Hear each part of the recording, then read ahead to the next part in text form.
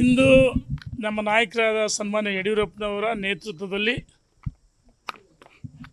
ದಾವಣಗೆರೆ ಲೋಕಸಭಾ ಭಾರತೀಯ ಜನತಾ ಪಾರ್ಟಿ ಅಭ್ಯರ್ಥಿಗೆ ಗಾಯತ್ರಕ್ಕ ಸಿದ್ದೇಶಣ್ಣನವರು ಬೃಹತ್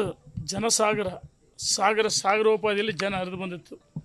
ಭಾರತೀಯ ಜನತಾ ಪಾರ್ಟಿಯ ಕಾರ್ಯಕರ್ತರು, ಮುಖಂಡರುಗಳು ಲಕ್ಷ ಸಂಖ್ಯೆಯಲ್ಲಿ ಬಂದು ಆಗಮಿಸಿ ನಮ್ಮ ಸಂಸದರು ಸಿದ್ದೇಶಣ್ಣನವರು ಮತ್ತು ಕ್ಷೇತ್ರದ ಈ ದಾವಣಗೆರೆ ವ್ಯಾಪ್ತಿಯಲ್ಲಿ ಬರ್ತಕ್ಕಂಥ ಮಾಜಿ ಸಚಿವರುಗಳು, ಮಾಜಿ ಶಾಸಕರುಗಳು, ವಿಧಾನಸಭೆ ಚುನಾವಣಾ ಸ್ಪರ್ಧೆ ಮಾಡಿದ ಮುಖಂಡರುಗಳ ನೇತೃತ್ವದಲ್ಲಿ ಮತ್ತು JDSನ ಒಂದು ಸಹಕಾರದಿಂದ NDA ಒಕ್ಕೂಟ ಗಾಯತ್ರಜ್ಞರು ನಾಮಪತ್ರ ಸಲ್ಲಿಸಿದರೆ ಇಂದು ಐತಿಹಾಸಿಕ ದಿನ ಅಂತ ತಪ್ಪಾಗಲಾರದು.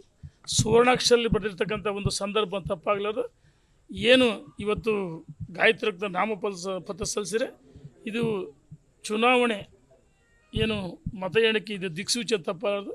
ಗೆಲುವು ಸತ್ಯ 3ನೇ ಬಾರಿಗೆ ನರೇಂದ್ರ ಮೋದಿ ಪ್ರಧಾನಮಂತ್ರಿ ಆಗಬೇಕಂತೇಳಿ ಇಡೀ ವಿಶ್ವದ ಜನ ಕಾತುರದಿಂದ ಕಾಯ್ತಾರೆ.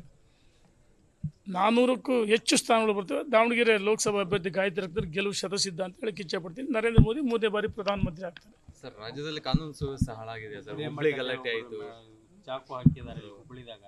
ರಾಜ್ಯದಲ್ಲಿ ಕಾಂಗ್ರೆಸ್ ಸರ್ಕಾರ ಇಲ್ಲ ಅಧಿಕಾರದಲ್ಲಿ,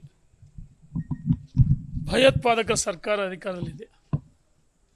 ಸನ್ಮಾನ್ಯ ಸಿದ್ದರಾಮಯ್ಯನವರು ಗೃಹ ಸಚಿವರು ವೈಯಕ್ತಿಕ ಅಂತ ಹೇಳಿಕೆ ಕೊಡ್ತಾರೆ. ನಾಚಿಕೆ ಆಗ್ಬೇಕು ಅವರಿಗೆ. ಒಬ್ಬ ಮುಖ್ಯಮಂತ್ರಿಗಳಾಗಿ ಗೃಹ ಸಚಿವರು ಜವಾಬ್ದಾರಿ ಸ್ಥಾನದಿಂದ ಹೇಳಿಕೆಯನ್ನು ಕೊಡಬೇಕು. ಈ ರೀತಿ ಹೇಳಿಕೆಯನ್ನು ಕೊಡೋದ್ರಿಂದ ಮತ್ತಷ್ಟು ಜನ ನಿಮ್ಮನ್ನು ಈಗಾಗಲೇ ರಾಜ್ಯದಲ್ಲಿ ಭಯೋತ್ಪಾದಕ ಸರ್ಕಾರ ಇದೆ. ಯಾಕಂದರೆ ದೇಶದಲ್ಲಿ ಇದೇ ರೀತಿ ಮಾತಾಡಿ ಕಾಂಗ್ರೆಸ್ ಅಡ್ರೆಸ್ ಇಲ್ಲ. ರಾಜ್ಯದಲ್ಲಿ ಇದೇ ರೀತಿ ಹೀನಾಯ ಸ್ಥಿತಿ ತಲುಪಿದರೆ ಯಾವುದೋ ಕಾರಣಕ್ಕೆ ಇದು ಲಾಟ್ರಿ ಸರ್ಕಾರ. ನೀವು ನಿರಂತರವಾಗಿ ಹಿಂದೂ ಯುವಕರು ಹಿಂದೆ 2013-18ರವರೆಗೂ ಸಿದ್ದರಾಮಯ್ಯವರು ಮುಖ್ಯಮಂತ್ರಿ ಆಗಿದ್ದಾಗ ರೈತರ ಆತ್ಮಹತ್ಯೆಗಳಾದವು, ಹಿಂದೂ ಯುವಕರ ಕಗ್ಗೊಲೆ ಆಯಿತು. ಮತ್ತು 2023 ಮೇಯಿಂದ ಇಲ್ಲಿವರೆಗೆ ನಮ್ಮ ಹಿಂದೂ ಯುವಕರ ಕೊಲೆ ಆಗಿದ್ದಾರೆ. ಹುಬ್ಬಳ್ಳಿಯಲ್ಲಿ ಒಬ್ಬ ವಿದ್ಯಾರ್ಥಿನಿ ಲವ್ ಜಿಹಾದ್, ಇವರು ಏನು ಬೇಕಾದ್ರೆ ಸೃಷ್ಟಿ ಮಾಡ್ಬೋದು. 12 ಬಾರಿ ಚುಚ್ಚಿ ಒಬ್ಬ ಕಾರ್ಪೊರೇಟ್ರ್ ಕಾರ್ಪೊರೇಟ್ರ್ ಮಗಳು, ಒಬ್ಬ ಒಂದು ಕೋಮಿನ ಯುವಕ ಈ ರೀತಿ ಚುಚ್ಚಿ ಬರ್ಬರ ಹತ್ಯೆ ಮಾಡಿದ್ದಾರೆ. ಚನ್ನಗಿರಿಯಲ್ಲಿ, ನಲ್ಲೂರಿನಲ್ಲಿ ಇದೇ ರೀತಿ ಹತ್ಯೆ ಆಗಿದೆ.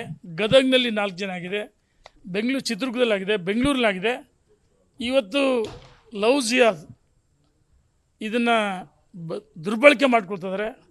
ಕಾನೂನು ಸುವ್ಯವಸ್ಥೆ ಬಿಗಿ ಇದ್ರೆ ಇದಾಗಲ್ಲ. ಬಹುಶಃ ಇಂಥವ್ರನ್ನ ಈ ಸರ್ಕಾರಗಳು ರಕ್ಷಣೆ ಮಾಡೋದಿಲ್ಲ ಆಗ್ತಾರೆ.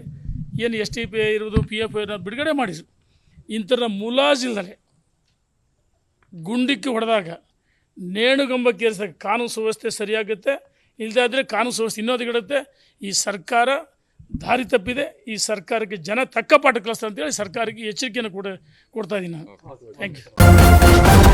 ನ್ಯೂಸ್ ಫಸ್ಟ್, ನಿರ್ಭೀತಿಯಿಂದ ನಿಮ್ಮ ಪರವಾಗಿ.